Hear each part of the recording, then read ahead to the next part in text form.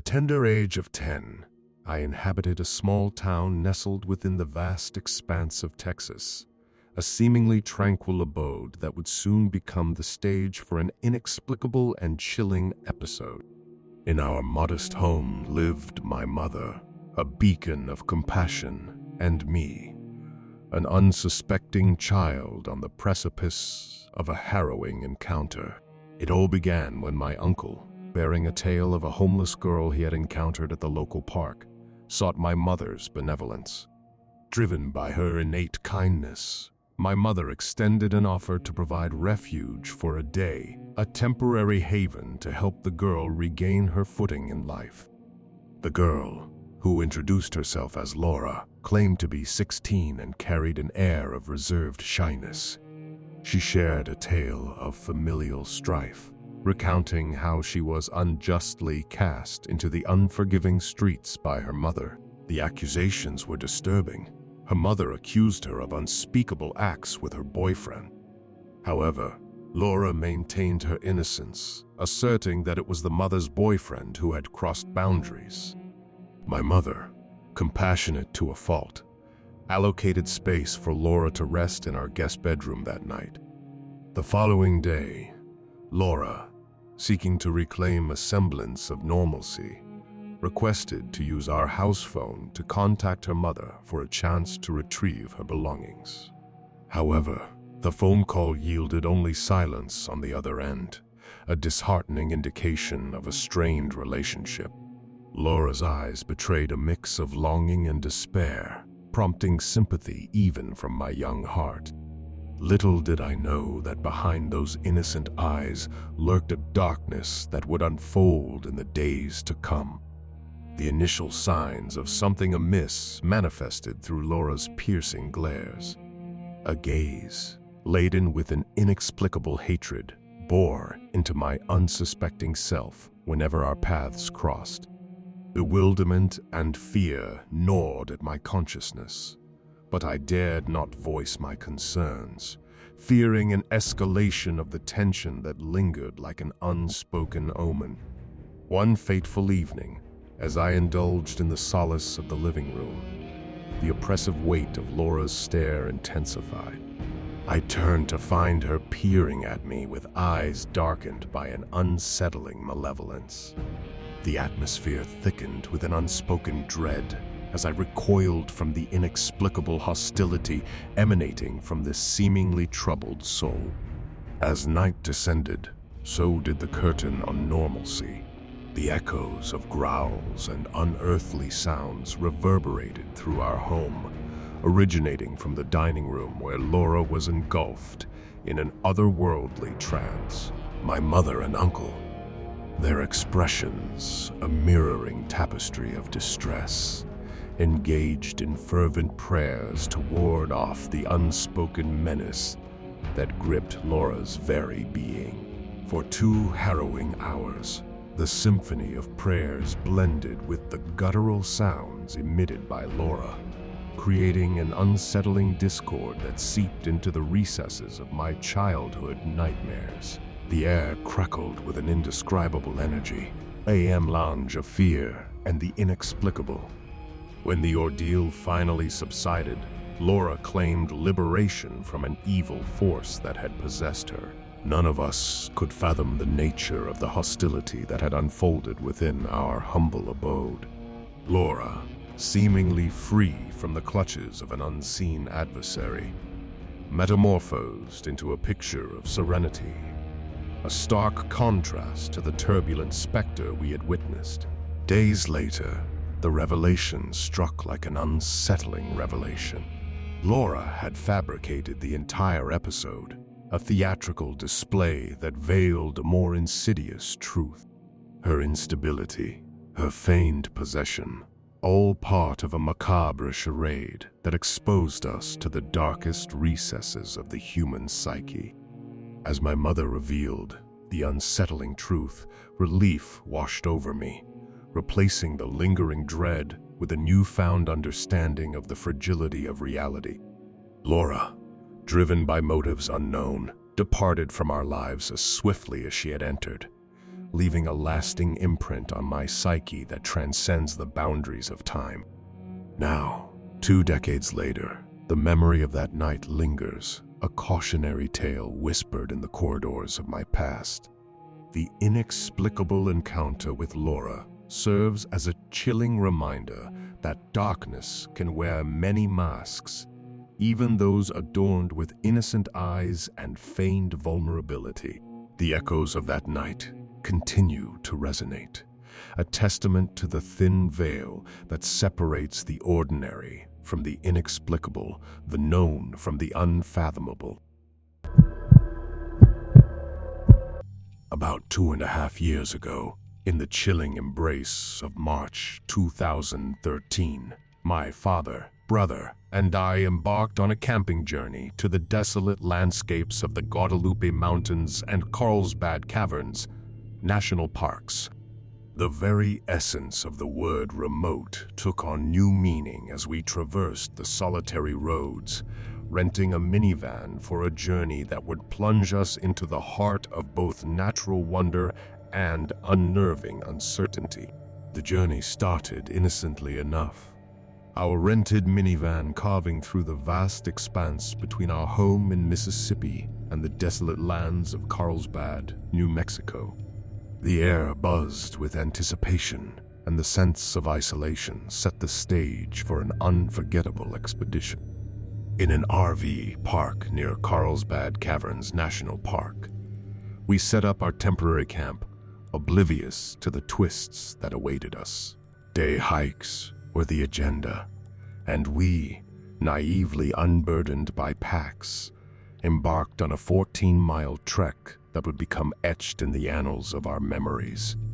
As the sun began its descent, we found ourselves completing the challenging hike, a journey that proved more arduous than anticipated. Exhausted and disoriented, we stumbled back to the parking lot, the van the sole companion in the fading light. Little did we know, the tranquility of the evening would soon be shattered by a surreal encounter. The realization struck us like a bolt of lightning when we approached the gate leading to the main highway, locked. A chilling sign informed us that we had overstayed our welcome in the Day-Use area, and the only way out was to call the sheriff's office from a payphone at the trailhead. Panic set in as we drove back, only to find the payphone lifeless and unresponsive.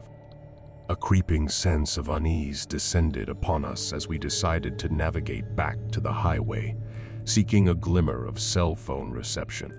It was during this slow, eerie drive that we noticed 2 silver sedans tailing us, their headlights piercing the gathering darkness. The strangeness intensified as our speed varied, yet the 2 vehicles maintained an unwavering distance. The road stretched endlessly before us, the desolation punctuated only by the relentless pursuit of the mysterious sedans. As we approached the gate once more, a barbed wire fence materialized, imprisoning us in an unsettling predicament. To our bewilderment, the sedans vanished into the night, leaving us with an uncanny sense of isolation. Upon returning to the trailhead parking lot, our unease transformed into a palpable fear.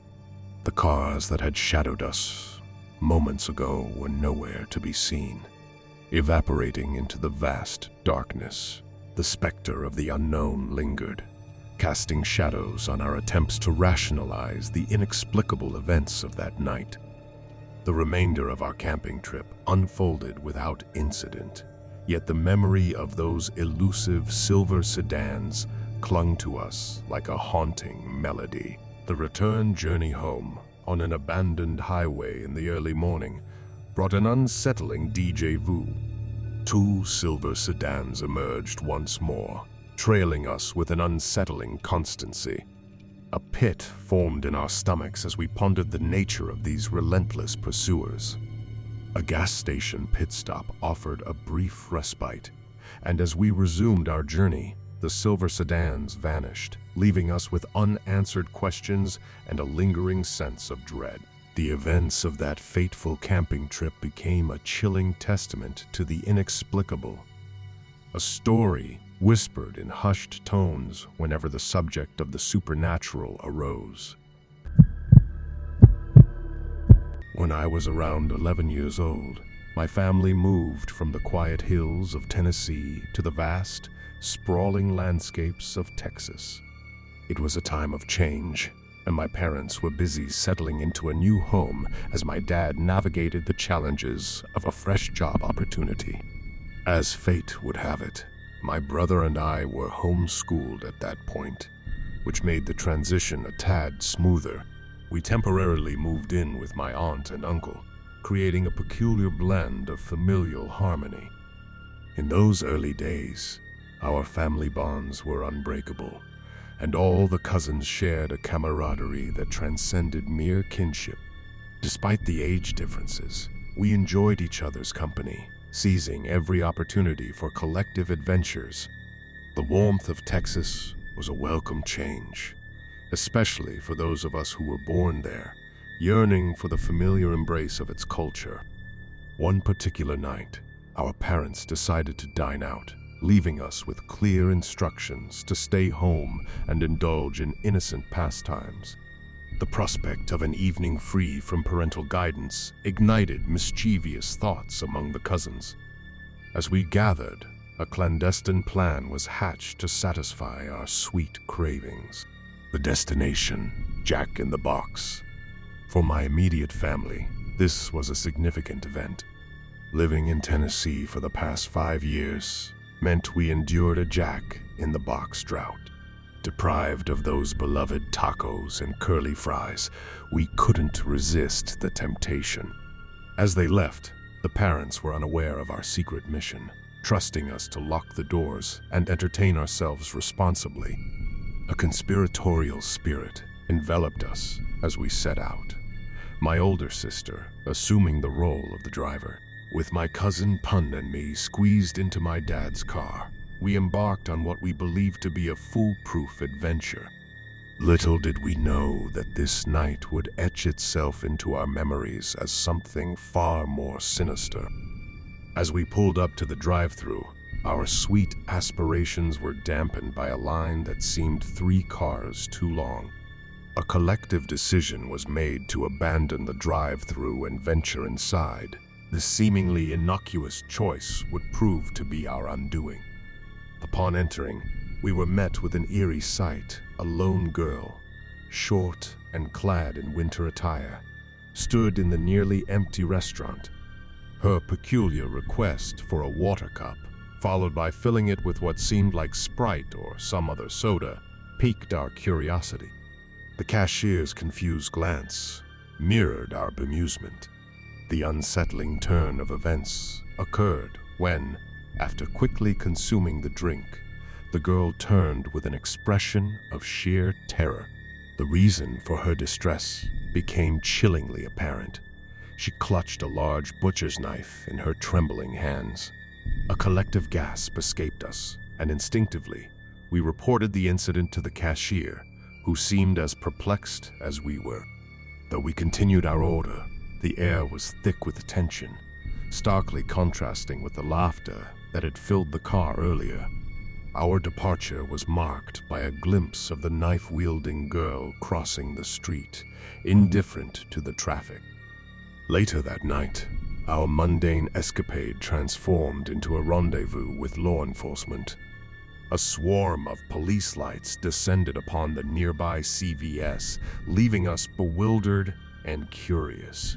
As we shared our encounter with the officers, we became unwitting heroes in a dark tale. In the aftermath, whispers of a harrowing event at the CVS reached our ears. The girl we encountered had committed a heinous act, holding another woman hostage with a knife. The gravity of our seemingly innocent outing sank in, and we were left haunted by the realization of how close we had come to the edge of tragedy. Years later, my cousin and I find a twisted sense of humor in our Witness Protection Program moment, a dark joke that echoes through our shared memories.